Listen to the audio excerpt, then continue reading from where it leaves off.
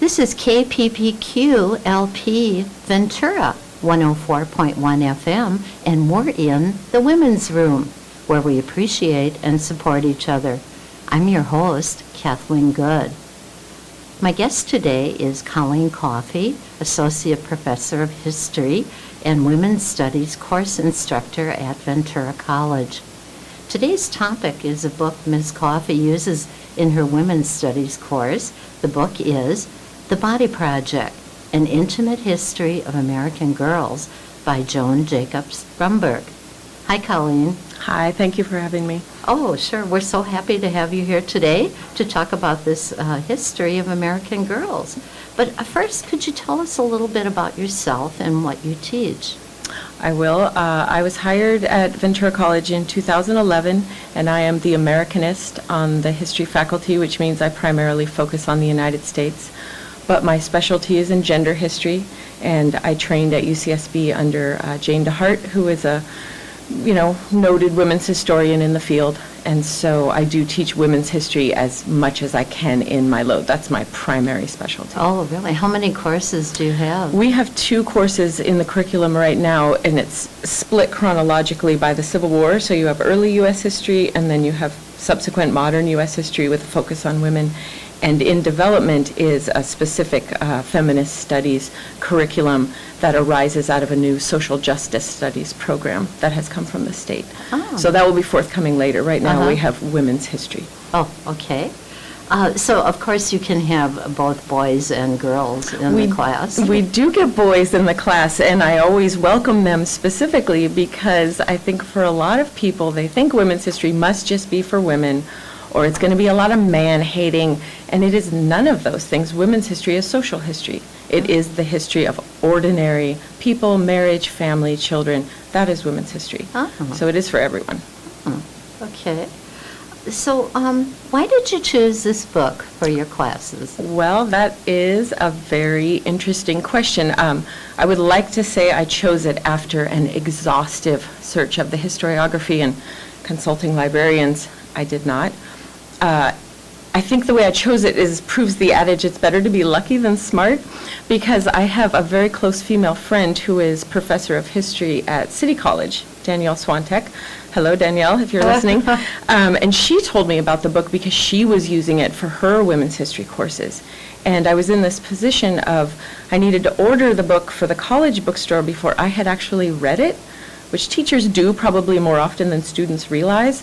So it was basically a gamble. But once my first group of students read the book, and I read the book, their enthusiasm for it made me realize, we definitely made the right choice. Danielle was right. It's a great book for young students to read. Yeah, I enjoyed the book too. I really learned for some all things ages. About it. Yes, certainly all ages. Yeah, I think for my students, the thing that they especially liked was that it told them how the world they inhabit came into being. And I think that was a story they did not know. They just live in their world, and they didn't realize that was exactly how it came to be. Oh.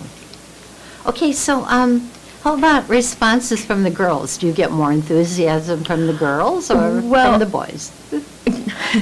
Girls, I would say with very few exceptions, really like the book or even love the book. They really relate to it on a very personal level. Right. And when you can have a student connect curriculum with personal experience, that's a very powerful teaching moment for them, a teaching and learning moment. Right. So for girls, the book also connects really well with this documentary that we watch in class, which is called Misrepresentation. It came out in 2011, and that film talks about how media and mainstream culture contribute to this underrepresentation of women in positions of power and influence. And so the book, together with the film, gives us a lot of material for class discussions, rich discussion. For boys, I considered dropping the book, honestly, a couple years ago, and it was exactly because I felt like, is this book making my boys uncomfortable? Because it has so many intimate details about women. It might be accused of like TMI. We don't want to know that much. And so I asked my teaching assistant at the time, this very bright student named Katie, and I said, what do you think? Maybe I should choose something a little more neutral. And she said, probably it does make boys uncomfortable. But her reasoning was, that's the reason to keep assigning it, because boys need to understand what it's like to be that girl sitting next to them. And so I was persuaded by her reasoning, and so I've kept the book on, and I don't have any plans to swap it out in the near future. I've kept it, and it was because of her. Oh, really? So, boys, need to know more about women before they actually get married, and they've got this image of the airbrushed girl. Right. I think for the joke in class is usually about the chapter on menstruation. That usually is the one that generates the most sort of joking amongst students, and especially boys, who are just like, oh, good grief, Charlie Brown, this whole chapter, and these very intimate details, and it's probably more than they wanted to know, but that's okay. But it's embarrassing, probably. I think it is for some of them. But my boys, the students, they're great. They're great, and they usually just play right along, and it's good. Oh, good.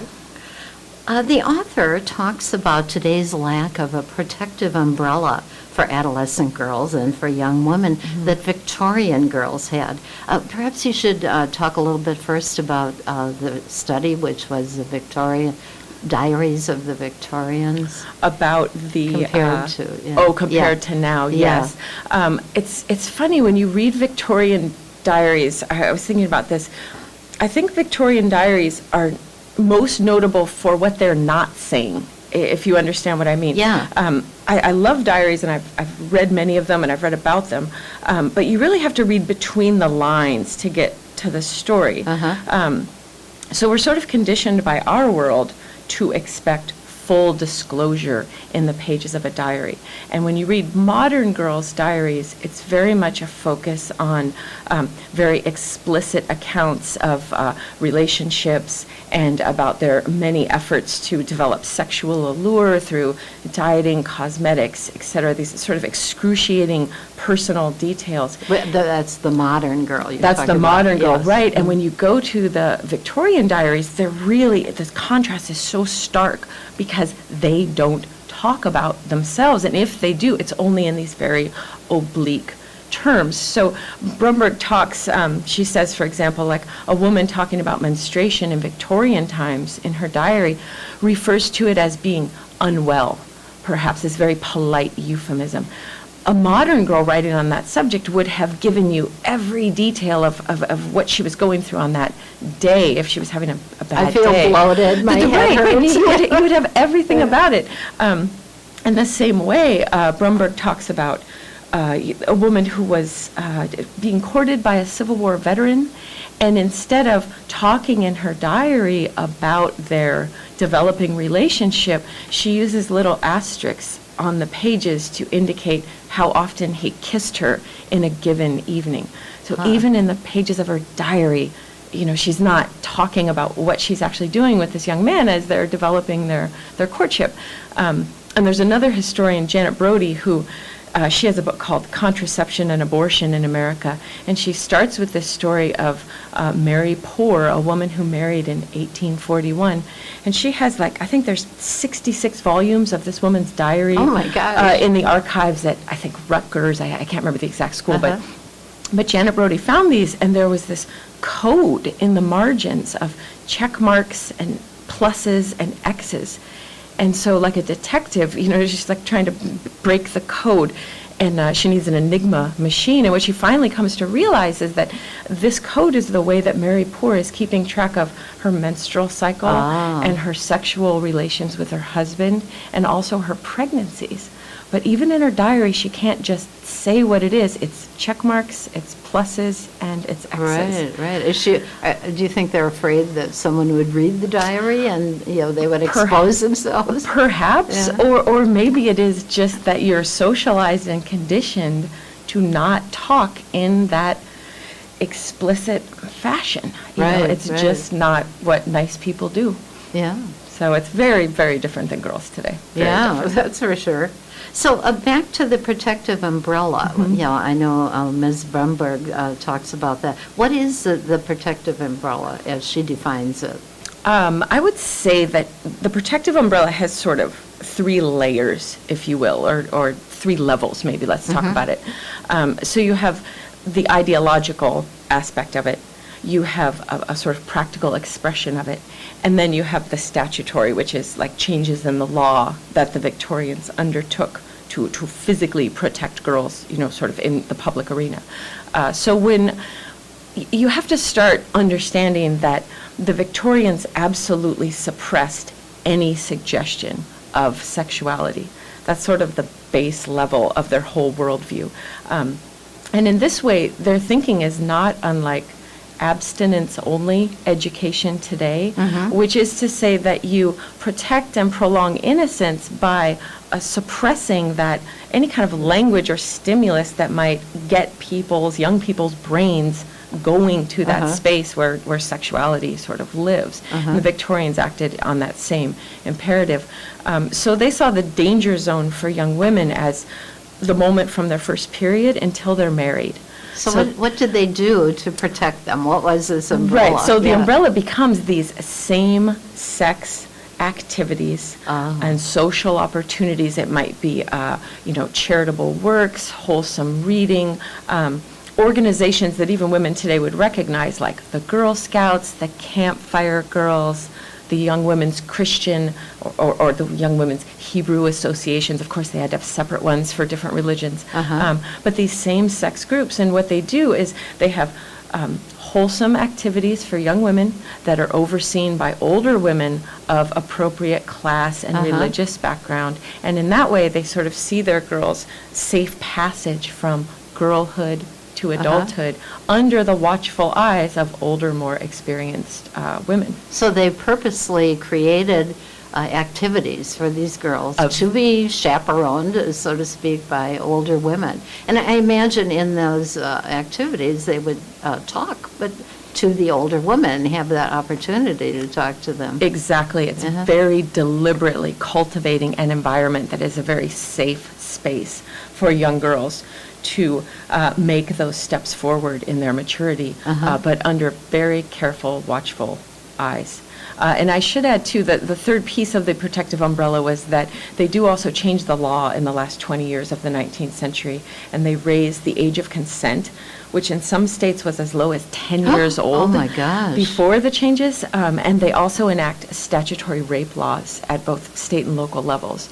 So that, again, all of that with an eye toward protecting young women from the vices of adult and older men. So it was kind of a societal protection. It is something that everyone is buying into, and it cuts across even class and race lines as well. So yeah, it's all-encompassing in that way. So girls were under that protective umbrella and more taken care of than today. Much more than today. Right. I know we've touched on it somewhat, but what was sort of the central diary themes of the Victorian girl besides the codes and the? What did they write They about? talk about more about character development and visiting with relatives or female friends. In a way, you might say they talk about the aspects of the protective umbrella in that way, because it is their social relationships. Or one girl even says, that in the coming year, it's almost like, I think, New Year's resolutions, she's resolved to not talk about herself in company. It's like you're putting yourself sort of last in that. And so they don't talk about themselves in the same way that girls do today. They're not fixated on the self. In the modern day, if there's an image for the modern girl, it is the selfie. And I think the Victorians... that's wonderful. The Victorians would be, I think, dumbfounded by that. Not the technology of it, but the sort of emotional imperative behind it. I want to see myself in this moment. Right. It's a very un-Victorian thing to do. So then what is the main preoccupation of the modern girl? As you said, the selfie, but what you find in her diary? In her diary, you would find what Brumberg calls this great deluge of girl talk. The kinds of things you hear in the women's room or on campus and, those sorts of things where all aspects of their size, their weight, their skin, their hair, every conceivable physical quality imperfection, social relationships deconstructed down to the minutia, especially as they relate to developing sexuality or sexual relationships, deeply personal, the most intimate things, but a real fixation on the exterior self. Okay, well, that's quite a contrast. We're going to take a little break here.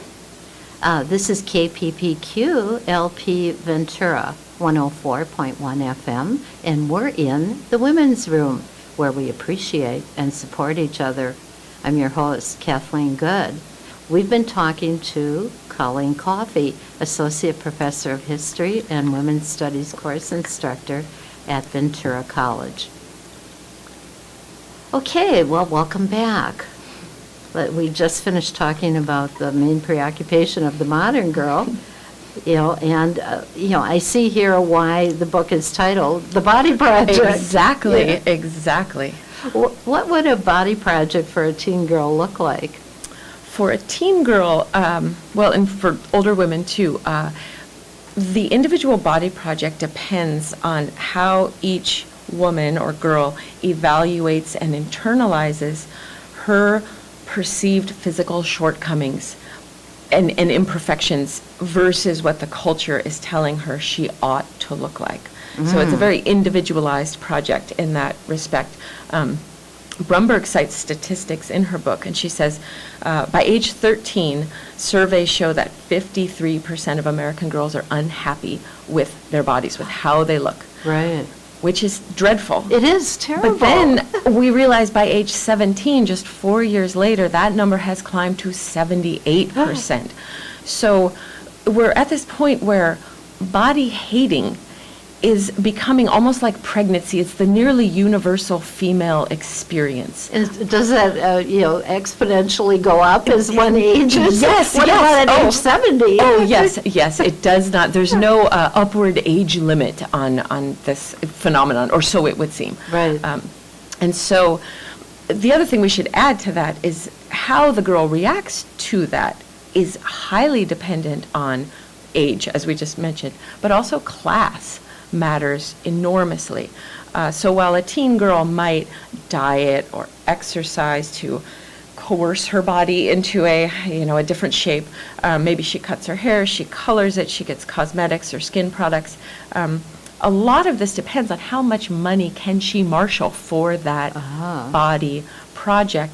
And when you look at middle class families, these kinds of expenditures, sending your daughter to get her hair done with regularity, middle-class families don't really think too much about that, but for working class or poor families, these are luxury items. These are not readily accessible.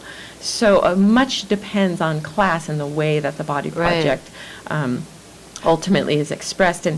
And to that, too, is cosmetic surgery, something that used to be associated only with, Zsa Zsa Gabor or something, as like a much older woman's preoccupation. Right. But now we see cosmetic surgery is very common in young girls, again, wealthier families, but getting that nose fixed or breast augmentation or reduction, these are not unusual at all. And in an earlier era, they would have been unthinkable for such a young woman. Right. I had a friend whose daughter at 14 had a breast reduction. There you go. Yeah. Yeah, that would have been unthinkable in an earlier era. Yeah. So the body projects are really individualized according to the person, the girl and class. Right. And a piece how much of that they can afford. A piece of that too in the modern era is body piercings and tattoos figure into this again with much younger girls than was ever the case 25 years ago. Right. And so those become both adornments on the one hand, but then they're also assertions of self. It's a way for a girl to express herself in a mass culture, and that is what they're doing. But again, that depends a lot on class and access to money to spend on these things. Right. So what do the girls who have less money, how do they handle this? Are they some clever and find ways to look good? I think there's that. Go to 99-cent store. I think there is absolutely that, and young people can be very ingenious that way. But I think the more likely outcome is that it can contributes to significant self-esteem issues when you cannot realize the outward appearance that you are so desperate to have. So I think they're probably very ingenious. At the same time, it probably creates an enormous amount of angst among them. Right. So young girls today reach puberty earlier than the Victorian girl. I wonder if you could give us sort of the differences in age and some reasons for the earlier onset of the menarche, or when menstruation begins. Yes, Yeah. I can. I think it'd be very surprising for people today to realize that in Victorian times, girls' periods did not begin until usually age 15 or 16, whereas today, I think the average age of menstruation is 12. 12? So that means about half of girls are actually beginning before they're 12, before 6th grade, really, which is quite young compared to the Victorians. In the 19th century, if a girl menstruated appreciably earlier than 15 or 16, it was actually likely to cause a lot of anxiety among her female protectors, because there's this sense that, what would we say, menstruation at a later age is a mark of civilization and morality, and that earlier menstruation is associated with precociousness and sexual promiscuity. So it's very disturbing to Which is not parents. true. Which is not true at all. And actually, even another element of that, which is sort of tragic comic, is that they thought black women must menstruate earlier because they were originally from like a very warm tropical climate in a society that was more libidinous somehow. And yet the American South is, often very hot, very tropical climate in many places. How to explain those white Southern belles of the Victorian era, who apparently were somehow immune to the geographic implications of this. Very interesting. But when we look at that age, for them it was a moral marker that late onset of menstruation was an indication that their girls were appropriately civilized and moral. What it actually is an economic marker, because the reason that girls nowadays menstruate earlier is we all have enough to eat. There's far less infectious disease. We enjoy better health, a better standard of living than they could have ever imagined. Right, so it's really better health. It is. That It is. creates this. Not Better health and an abundance of food. Wow. So the sexual revolution has not been so great for adolescents and young women. Would you comment on that? Well, to put it very simply, we should say that economic abundance has moved the age of first menstruation way down into junior high or even elementary school. But what has not happened is that we don't have any parallel development in girls' brains, so that you have a girl who physically looks so much older. And part of that is earlier puberty, but the other part of it is the emulation of mass culture and what she sees. Absolutely, what she sees. She sees Katy Perry, she sees Kim Kardashian, she wants to look like that. So it's both pieces of it, the biological event, but also the cultural pressure. But her brain is still that exact 11-year-old brain that a girl would have had in 1840 when it comes to choices and consequences and abstract reasoning. They've not overcome the brain development aspect of it. And so that leads to girls being extremely vulnerable and often making very, very bad choices with lifelong implications, unfortunately. Like having children far too young. Far too young, right. And girls suffer the consequences of that in ways that don't really have any counterpart in their male sexual partners' experience. And I see that in my classes with young women that are in my classes, and they're working their way through college, and they're also mothers. And most of them are single mothers. And what they are experiencing, there just is no counterpart for whoever that baby's father is. It changes her life in ways that is not the same. Never the father, so usually they don't marry at that age. And that's a big difference too, that in Victorian times a girl that got pregnant would have married and that would have been a way to avoid the social stigma. Right. Nowadays, a young girl pregnant is likely not to marry the father of that child. Right, so it's much more dangerous being a young girl today than Right. it was in Victorian times. Much more.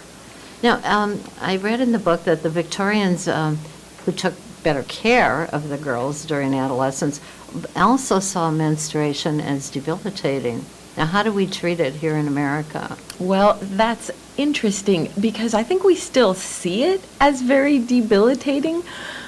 But the difference is that we, in the modern era, we have this this capitalist economy that delivers all these consumer products to essentially work around the debilitation. Oh, right. So we have, not just the products, very specialized, female hygiene products and deodorized versions of these products. And we have specialized analgesics, and we have psychotropic drugs for your PMS symptoms, and all these things to get you through this dreadful monthly event. So I think the mentality is still very much debilitating, but the difference is that we've turned it into a consumerist event where we then buy all these things. And then we can go swimming. And then we can go swimming, and we won't be sobbing in our morning coffee because we're so hormonal, and we basically work around it. So it's very different than Victorians who sort of acknowledge the debilitating aspects, I guess, of it. Had a cup of tea or had a hot cup water of tea and got a hot water bottle and laid Yeah. on the couch, which is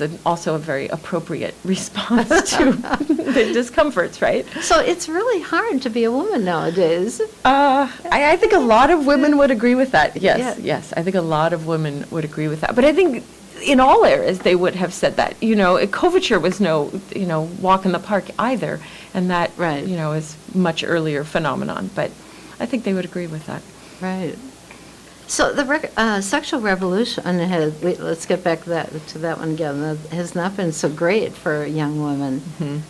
Right. And in a way, though, you could say about the sexual revolution that it does open up the conversation a bit between mothers and daughters post-sexual revolution, where you have, I think, a little more comfort among some women in at least talking about these things, whereas the Victorian response was, we just don't discuss it. Right. Because if we talk about menstruation, then what are we really talking about is the reproductive implications of that. Right, And right. we don't want their brains going there. So we say nothing. And that mentality carries into the 20th century where moms and daughters don't talk about these things. So I think in some respects the sexual revolution helps women at least be a little more comfortable with that conversation. Not all, but some. Okay, this has been so interesting. I would love to have you come back and talk about this book some more. That would be wonderful. I would love to. Okay. This is KPPQ LP Ventura, 104.1 FM, and we're in the women's room where we appreciate and support each other. I'm your host, Kathleen Good, and we've been talking today to Colleen Coffey, Associate Professor of History and Women's Study course instructor at Ventura College.